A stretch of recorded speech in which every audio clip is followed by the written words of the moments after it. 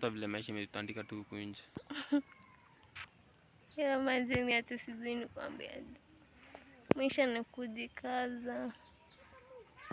Hakuna kazi, hakuna do. Mazeni. Tumesoma, tuko na kila kitu lakini kupata kazi ni ngumu hadi usikie.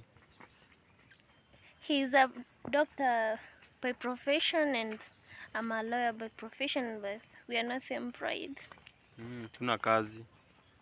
Vile mnisikia Gachagua, ni Gachagua? Alisema hakuna kazi Kenya. So sisi sasa tunachapa tu mjei. Na manzi yangu anauza tu mayai. Yeah, mayai, sausage. So hakuna kazi. Kwa hiyo tu mnasoma. Anyway, jaribu tu kusoma. Labda nyinyi mnaweza mkia bahati mpate kazi, lakini sasa msitegemee hivyo. Jaribu kufanya kazi nyingine. Japo nje ni ujanja, alafu kwa na akili juu masomo haiwezi kupeleka mahali.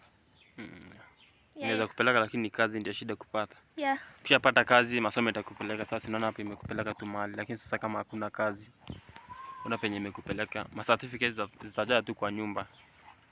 Yeah. Niko na certificate 9. Birth certificate, class 8 certificate, form 4 ya kukimbia, ya football. Bado ziko mingi, nabakisha tu ya death certificate peke yake ndio ifike ya 10. Uko na ngapi?